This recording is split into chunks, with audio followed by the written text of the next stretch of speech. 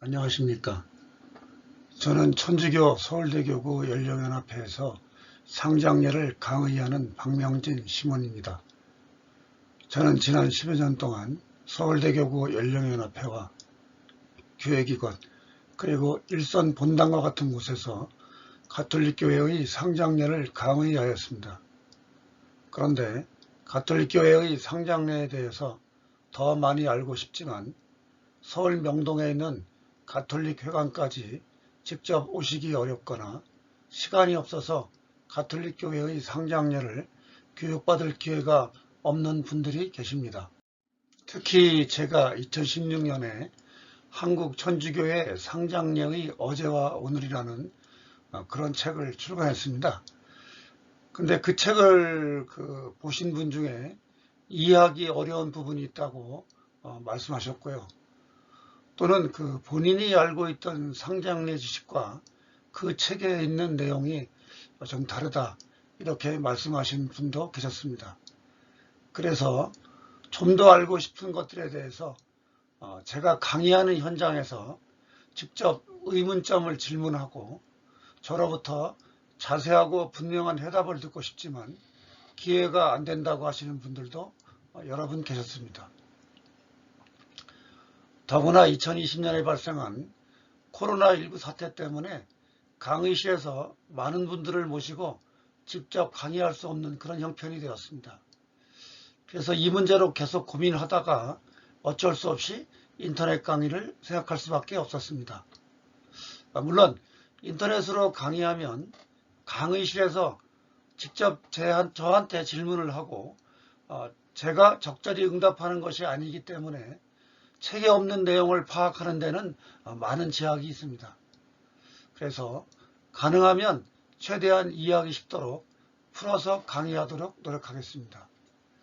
그런데 제 강의는 상장례를 거행하는 데 필요한 실무적인 것만 다루는 것이 아니기 때문에 비교적 가톨릭교회의 상장례 전반에 대해서 광범위한 지식을 다루기 때문에 경우에 따라서는 산만하다거나 또는 지루하다고 느끼시는 분도 계실 것입니다. 그래서 제가 인터넷에 올라있는 상장례에 관계된 동영상들을 찾아보니까 가톨릭 교회의 장례 거행이나 위령 기도를 직접 바치는 모습을 모아놓은 자료들이 제법 있었습니다. 그래서 가톨릭 교회의 상장례에 대한 실무적인 문제나 위령 기도를 드리는 방법 이런 것들은 인터넷에 올라있는 자료들을 잘 활용하시기 바랍니다. 그리고 일반 사회의 상식은 풍부하지만 가톨릭 교회 기본 교리를 잘 모르시는 분들은 앞으로 제 강의 가운데 알아듣기 어려운 부분이 꽤 있을 것입니다. 좀 송구한 부탁이지만 예비신자 교리서를 비롯한 가톨릭 교회 교리서들을 보시거나 다른 강의들을 통해서 가톨릭 교회의 기본 교리들을 꼭 익혀주시기 바랍니다.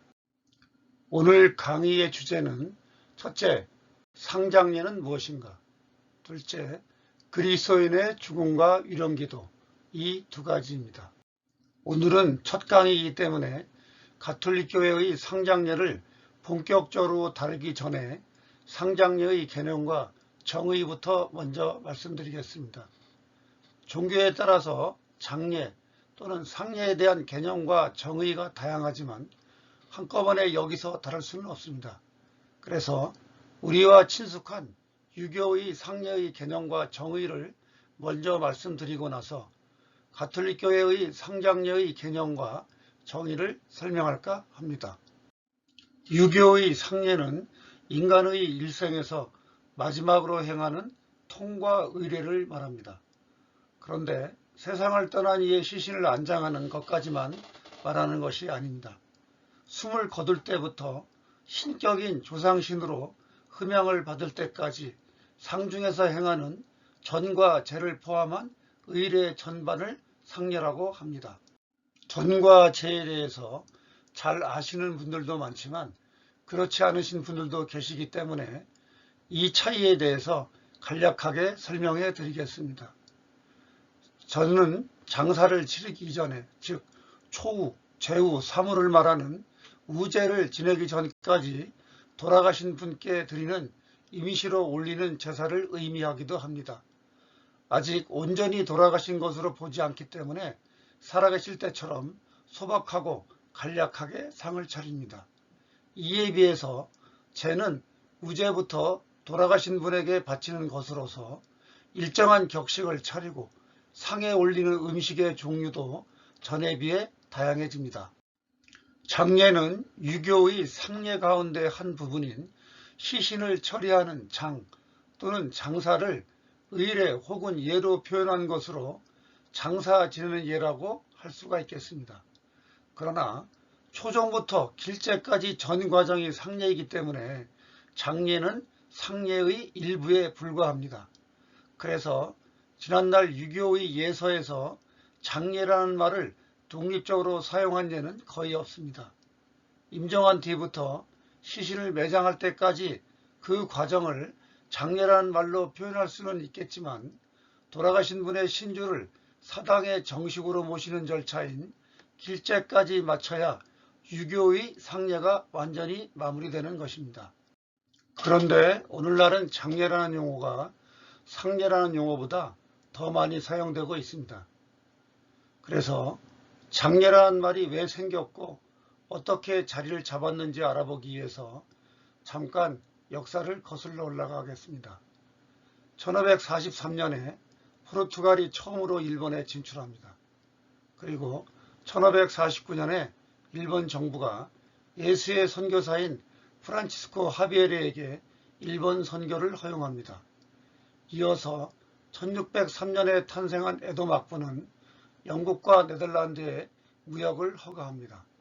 그런데 에도 막부는 1612년에 그리스도교에 대한 금교령을 내렸습니다. 그래서 포르투갈이나 스페인에게는 문을 닫고 종교 전파는 안 하고 오로지 무역만 한다는 네덜란드에게만 문을 열었습니다. 1620년부터 그리스도교를 대대적으로 탄압하고 1639년에는 포르투갈 사람을 일본에서 지방합니다. 그러나 네덜란드 사람들에게는 인공섬인 데지마에서만 무역활동을 허용했습니다. 네덜란드와 무역활동을 허용하면서 일본의 위정자들과 의사들이 서양 의술을 적극 수용했습니다. 이어서 의술뿐 아니라 주로 네덜란드를 통해 들어온 서양의 문화와 물질들의 명칭을 일본어로 번역하고 정착시켰습니다.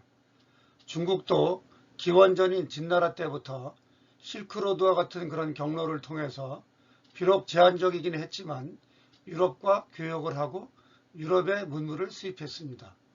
조선도 아주 제한적이긴 했지만 외국의 문물이 들어왔습니다.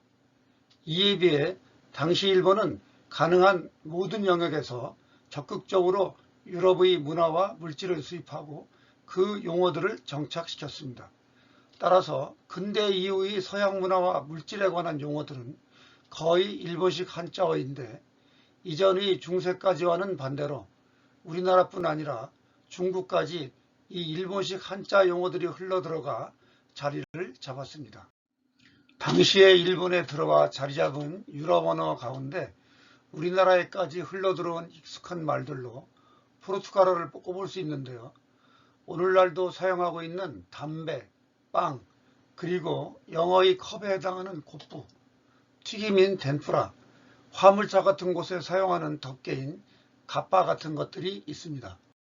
당시 네덜란드를 비롯한 유럽 언어 가운데 일본으로 유입된 라틴어 후네라치오와 여기에서 파생된 영어, 스페인어, 포르투갈어 등의 후네라를 상례라고 번역하지 않았습니다. 왜냐하면 당시 일본 학자들은 라틴어 후네라치오를 비롯한 서양 말들이 상례와 같은 의미가 아니라는 것을 잘 알고 있었기 때문입니다. 서양의 후네라치오는 주로 임정부터 하관까지의 예식만 일컫기 때문에 하관으로 끝나지 않은 상례로 번역할 수 없었던 것입니다. 그리고 당시 일본은 조선처럼 중국의 유학을 받아들이기는 했지만 조선처럼 철저하지 못했고 통과 의례에서 유교의 영향은 전혀 없지는 않았지만 불교나 신도의 영향이 컸으므로 조선처럼 온전히 상례를 거행하는 경우가 적고 오늘날의 장례에 가까웠기 때문입니다. 그래서 시신을 매장하는 장에 예나 예식, 의 등을 붙인 일본식 한자어인 장례, 장례식, 장의 등으로 번역한 것으로 보입니다. 그리고 이 말이 근세 개항기 이후부터 일제강점기까지 우리나라에 도입된 것으로 보입니다. 오늘날 우리나라에서 고인을 보내는 의식에는 다양한 종교 의례가 혼합되어 있고 우리가 사용하는 많은 용어들은 일제강점기의 잔재에서 결코 자유롭지가 못합니다. 다른 한편으로 보면 상장례란 말이 개념적으로 비록 불합리한 표현이지만 이 용어를 이미 사용해왔다는 사실을 간과할 수 없습니다. 중국교회의 장례 예식서 가운데 한문본 성교예규가 있습니다. 그런데 조선교회가 나중에 이 책을 바탕으로 한글본 천주성교예규라는 책을 발간했는데요. 이 두 가지 책을 구분하기 위해서 중국 책은 한문본 성교예규라고 하고 조선교회가 발간한 책은 그냥 성교예규라고 부르겠습니다. 한문본 성교예규를 보면 상장례라는 말은 없고 상과 장이라는 글자의 순서가 바뀌긴 했지만 장상예절이라는 것을 사용하고 있습니다. 그리고 상장예식이 발간되기 전까지 1세기 이상 우리나라 교회의 공식 장례예식서로 사용되었던 천주성교예규에 상장규구, 상장예식이라는 용어를 사용하고 있습니다. 또한 오늘날 한국 가톨릭교회의 공식 예식서인 상장예식도 상장이라는 용어를 채택하고 있으므로 부득이 그대로 따를 수밖에 없습니다. 이와 같은 점을 감안할 때 상장례를 유교적인 통과 의례 개념만으로 고정하기는 대단히 어렵습니다. 물론 시신을 안장하는 장례는 3년 가까운 기나긴 시간 동안 복잡한 예절을 거행하는 상례의 극히 일부분에 불과한데 상례 안에 있는 장례를 끄집어내서 다시 상례와 합친 상장례라는 말은 언어 구성에서 문제가 있습니다. 그러나 개념적으로 불합리한 표현이긴 하지만 이미 이 용어를 널리 사용하고 있고 언어는 살아있는 것으로서 계속 변하는 데다가 반드시 합리적으로 변화하지 않는다는 사실을 염두에 둘 때 그냥 사용할 수밖에 없습니다. 오늘날 명문가의 종가를 제외하고는 유교의 상례를 온전한 절차대로 지키는 집안이 대단히 드뭅니다. 국토 가운데 산이 70%를 차지하지만 장지를 구하기 어려운 우리나라의 여건 때문에 많은 이들이 화장을 할 수밖에 없고 소록 매장을 하더라도 대개 사무제를 지내는 것으로 장례를 마무리하거나 49일 또는 100일에 탈상을 하는 분들도 많습니다. 또는 탈상에 대한 특별한 의식을 거행하지 않고 유골을 봉안당이나 수목장지에 모시는 것으로 마무리하는 집안도 있습니다. 그래서 상례보다는 장례에 가까운 경우가 훨씬 많다고 할 수 있습니다. 참고로 오늘날은 잘 쓰지 않고 라틴어인 레퀴엠을 그대로 쓰는 경우가 많지만 얼마 전까지 우리나라에서 흔히 사용하던 용어 가운데 진혼곡이라는 말이 있습니다. 그런데 이 말은 우리나라에서 생긴 말이 아닙니다. 가톨릭교회의 위령기도문 가운데 주로 후렴구로 사용되는 레퀴엠 에테르남 도나에이 도미네 엣 룩스 페르페투아 루체아 데이 이런 구절이 있는데요. 이 구절을 우리말로 바꾸면 주님 그에게 영원한 안식을 주소서, 영원한 빛을 그에게 비추소서 이렇게 됩니다. 그런데 이 기도문 중에 있는 레퀴엠이라는 단어가 죽은 이를 위한 미사, 위령미사라는 의미로 전이되었습니다. 일본어 사전을 보면 이 레퀴엠을 죽은 사람의 넋을 달래기 위한 곡이라는 뜻으로 진혼곡이라고 번역해서 수록했습니다. 한자 진해는 진정하다는 의미도 있는데 위로하다, 안심이라는 뜻인 위라는 글자의 의미와 가깝습니다. 따라서 영혼을 진정시킨다는 의미가 있습니다. 또 이전에는 진혼곡이라는 말과 함께 장성곡이라는 말도 많이 사용했는데요. 이 말은 영어의 훈례를 마치던과 같은 유럽어들을 장송곡 또는 장송행진곡 등으로 번역한 것이 우리나라에 전해진 것입니다. 일본어에서 장송은 시신을 장지로 보냄, 장송곡은 죽은 사람을 애도하기 위해 노래를 부르거나 연주하는 악곡이라고 풀이합니다. 본래 레퀴엠은 장례를 거행하면서 부르던 위령기도입니다.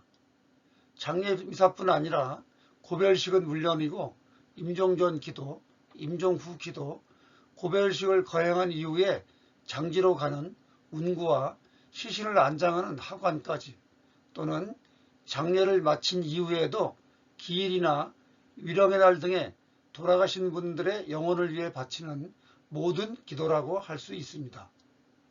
그러므로 본래 진원곡이나 장성곡은 가톨릭 교회의 죽은 이를 위한 미사, 위령미사 또는 앞에서 말한 바와 같이 교회의 기도나 예식에서 죽은 이의 영혼을 위해 기도를 노래로 바치거나 연주되는 곡을 의미합니다. 교회에서 그레고리오 성가를 중심으로 불리던 단성음악 레퀴엠이 르네상스 이후에 다성음악으로 발전하고 노래는 없이 취주악기 중심으로 연주되는 레퀴엠 등으로 다양해집니다. 그래서 황제나 귀족 또는 저명한 사회인사들의 시신을 운구할 때 취주악기로 레퀴엠을 연주했고 지금도 이런 모습을 볼 수 있습니다. 그런데 일본은 가톨릭 국가가 아닙니다. 장례미사 또는 위령미사를 비롯한 가톨릭의 예식으로 거행하지 않더라도 죽은 이를 위해 부르거나 연주하는 곡을 진원곡 또는 장성곡이라고 하는 것을 알 수 있습니다. 다음은 그리스도인의 죽음 이해에 대해서 간략하게 살펴보겠습니다. 물론 이 주제는 앞으로도 여러 번 언급될 것이므로 여기서는 간략하게 설명하겠습니다. 구약 성경 가운데 집회서 38장 22절을 보면 다음과 같은 구절이 있습니다. 그의 운명을 돌이켜보며 내 운명도 그와 같다는 것을 기억하여라. 어제는 그의 차례요 오늘은 내 차례다. 또한 고대 로마의 묘지에 새겨진 무명 시인의 식구 가운데 호디의 미히, 크라스티비 이런 구절이 있습니다. 이것을 우리말로 번역하면 오늘은 나에게, 내일은 너에게 그런 뜻입니다. 우리나라에도 대구시의 그 삼독동에 천주교 대구대교구 묘지에 이 문구가 새겨져 있습니다. 이 두 문장에서 보다시피 우리는 누구나 죽어야 합니다. 아무리 대단한 사람일지라도 결코 죽지 않을 수 없습니다. 그런데 불교는 죽음을 삶의 끝이 아니라 다른 삶을 준비하는 기간이라고 합니다. 불교에서 삶은 끝이 없습니다. 그래서 마치 수레바퀴가 끊임없이 구르는 것처럼 윤회를 계속 반복하며 생을 이어갑니다. 이에 비해서 유교는 하늘의 길을 받은 혼과 땅의 길을 받은 백이 어머니 뱃속에서 합쳐지면 사람이 된다고 합니다. 이렇게 형성된 사람이 죽으면 함께 있던 혼과 백이 다시 떨어져서 결국 소멸된다고 합니다. 가톨릭 교회의 가르침을 보면 사람은 단 한 번 죽게 마련이지만 짧은 이승을 뒤로하고 영원한 삶으로 들어가는 새로운 시작이 그리스도인의 죽음입니다. 현세의 삶은 극히 짧은 것이고 죽은 다음에 영원한 삶으로 들어가는 것입니다. 그러므로 초대교회는 죽음을 삶의 끝이 아니라 하느님 안에서 누리는 새로운 삶으로 태어난다는 의미에서 라틴어로 디에스 나탈리스, 우리말로 천상탄일이라고 불렀습니다. 다음은 가톨릭 교회의 장례에 대해서 설명하겠습니다. 물론 이 주제도 앞으로 계속해서 자세히 설명할 것이므로 이 시간에는 간략하게 말씀드리겠습니다.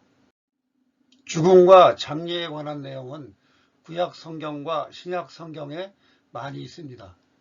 그러나 죽은 사람을 위한 기도와 전례는 가톨릭 교회가 세워지고 나서 자신의 고유한 모습을 드러내고 그 내용도 대단히 풍부해집니다. 초대교회는 사도들을 중심으로 그리스도인들이 대부분 유다인들이었기 때문에 유다교의 풍습대로 장례를 거행했습니다. 그리고 사도 바오로가 개종하고 이방인 지역으로 그리스도교를 전파했을 때는 이방인들의 장례 풍속을 받아들였을 것으로 보입니다.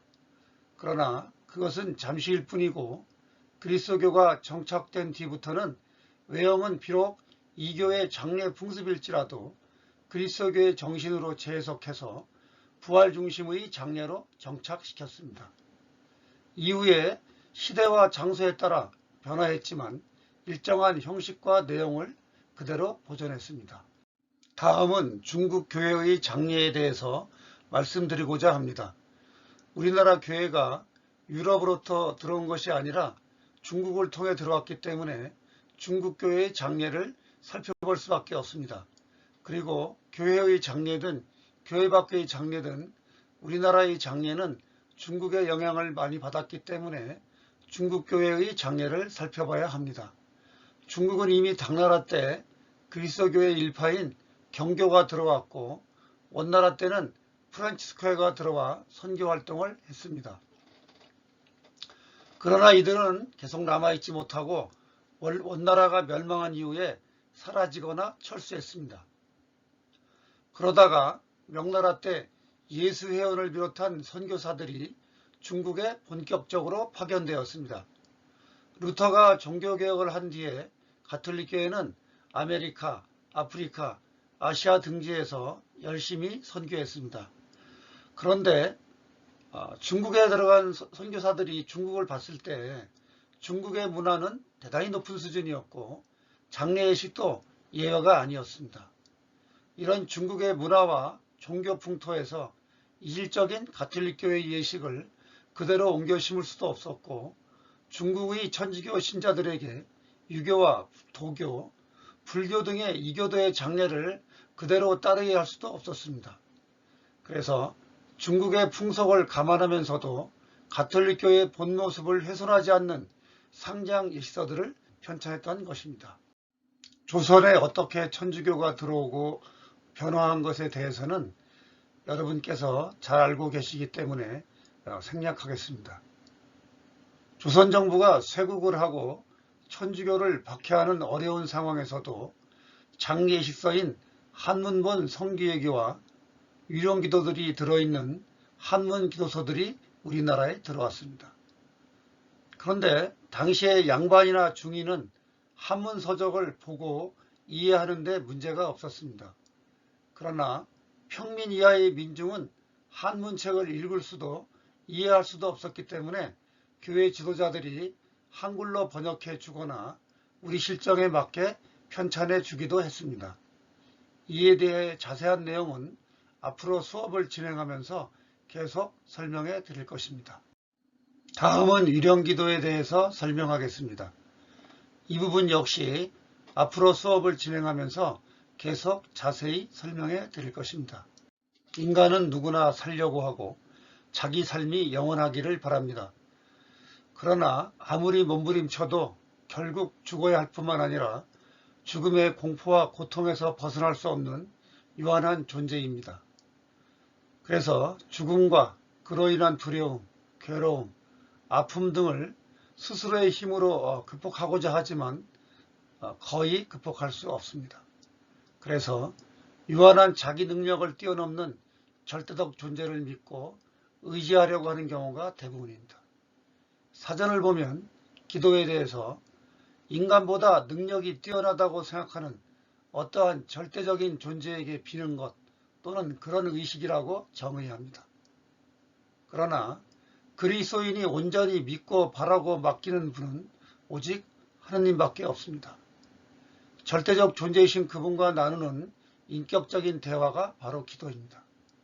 그래서 그리스도인은 기도를 통해서 구원과 영원한 생명을 얻을 수 있다고 믿고 실천합니다. 장례예식서인 상장예식뿐 아니라 가톨릭 기도서에도 임종부터 장례를 마칠 때까지 또는 기일이나 위령의 날과 같이 특별한 때나 필요할 때마다 바치는 기도문들이 있습니다. 이렇게 돌아가신 분의 영혼을 위해 바치는 기도를 위령기도라고 합니다. 우리나라에서 위령기도를 이전에는 연도라고 불렀고 지금도 이 말을 사용하고 있습니다. 연도는 연옥도문에서 유래된 말이고 도문은 오늘날의 호칭기도입니다. 따라서 말의 직접적인 뜻만 생각하면 연옥에 있는 이를 위하여 바치는 호칭기도라고 할 수 있습니다. 그러나 이 연도라는 말을 넓은 의미로 보면 오늘날의 상장예식과 이 예식서가 발간되기까지 한국 교회의 정식 상장예식서로 사용되었던 천주 성교예교에 있는 모든 기도를 통칭하는 것이라고 할 수 있습니다. 따라서 위령기도, 연도는 세상을 떠난 이들의 구원을 위해서 바치는 기도라고 할 수 있습니다. 오늘 수업은 이것으로 마치고 다음 시간에는 장례식서의 변천에 대해서 자세히 공부하기로 하겠습니다. 감사합니다. 안녕히 계십시오.